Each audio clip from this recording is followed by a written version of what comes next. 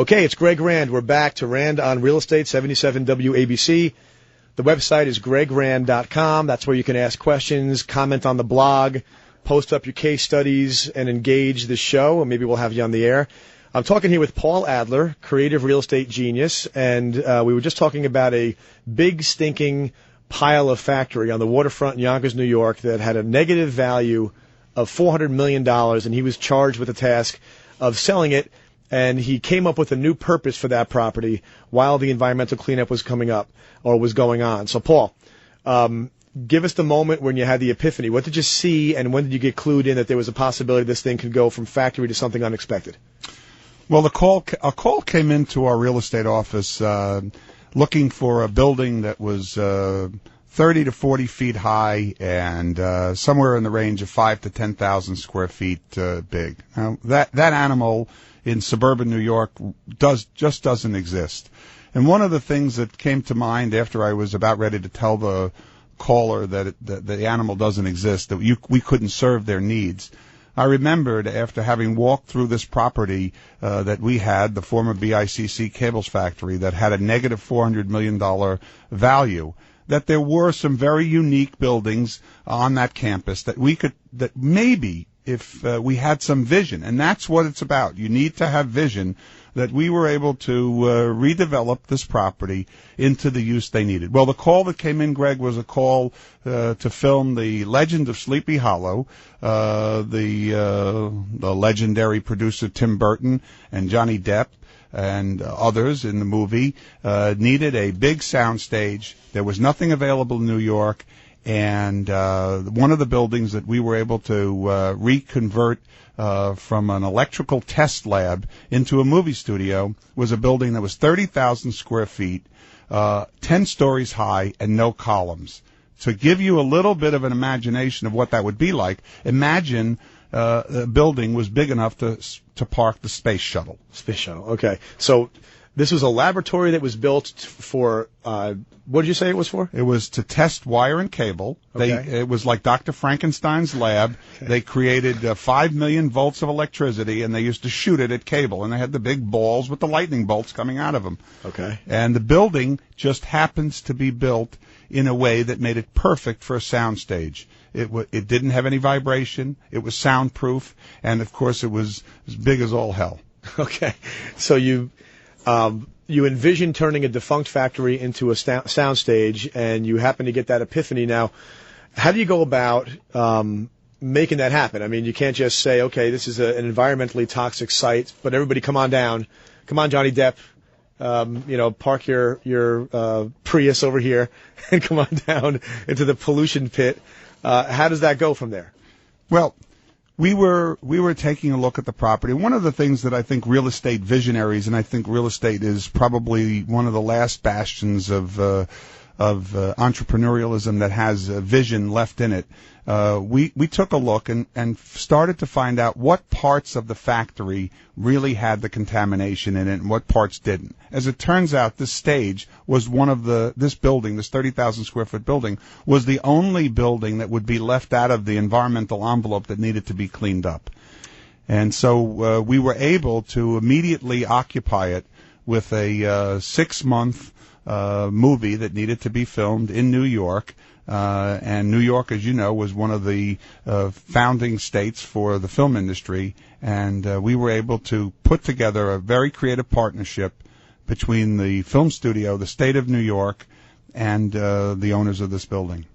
So that's interesting. So you made the movie there, and it was a one-off shot, but the state of New York must have been thrilled, right? The film office and the governor's office must have been thrilled that you managed to keep them in the state.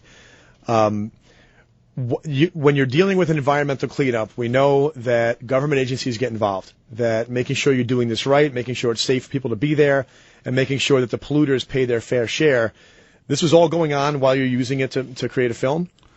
Once we saw that the tenant, the movie company that came in to film this movie, they saw the opportunities that were available at this stage. we started to just observe what it was that they saw was so remarkable about this building.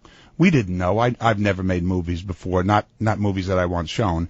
We've never made movies. And so what we did was we observed what they were doing. And in doing so, we reached out to the governor's office. It was then George Pataki was the governor. We reached out to Pat Kaufman, the film commissioner, and everybody came down and said, wow, this could have a future here. And we were able to meld that together with the need that we had to deal with another state agency, the Department of Environmental Conservation, and said, look, we're retaining an essential state industry, the film industry, here in New York. We also need to go for a feasibility study and a remedial investigation of what was going on at the site. So putting those two components together, would you help us? And it's interesting. You can look at government as the opposition, or you can look at them as obstructionist, but we created a partnership, and it worked because the governor ordered the Department of Environmental Conservation and the Film Office and the Department of Economic Development under Charlie Gargano to come together and help us put together a cleanup plan and continue the use for film in Yonkers. So that's interesting. So, I mean, I know that normally when you have a dismally polluted site like this, the opening conversation after everybody sits down, shakes hands, and has coffee is the DEC looks at the polluter and says you're an evil SOB and you're ruining Mother Earth, and then the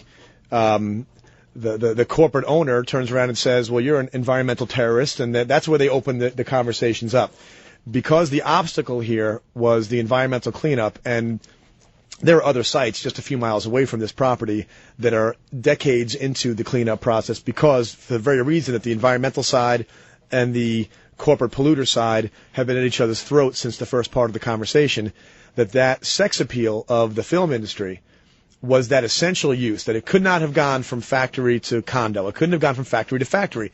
I don't think it could have gone from factory to anything except potentially something that there isn't anybody in New York State who doesn't get a little bit goofy when it comes to being able to be near the production of films. Now, you did the Johnny Depp movie. What else? There was some other films there, right? Yeah, there were almost 13 motion pictures filmed there, music videos, all kinds of commercials, Super Bowl commercials. Any names you can throw at us in terms of other films? We did The Interpreter, we did The Stepford Wives, Zoolander, and Kate and Leopold. Just so to name a few. Full-blown feature films. This is on the waterfront in Yonkers. Really kept kind of quiet because it was a delicate balance you were keeping with the environmental cleanup, but amazing adaptive reuse of a property where this client now, where fast forward to today, you've got the place almost finished, being cleaned up. You're able to put it on the market as a pristine piece of property with the stamp of approval from the DEC.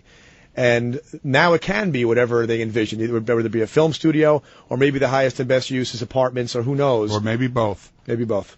And the interesting thing here was the film industry, as you said, people get a little goofy, the starstruck nature of that, the fact that it is such a big revenue producer for the state of New York. We did a remediation without litigation, and that was critical. That we worked in a partnership, so it pulled everybody together, and we made everybody a partner in it. That's fantastic. All right, this is Rand on Real Estate.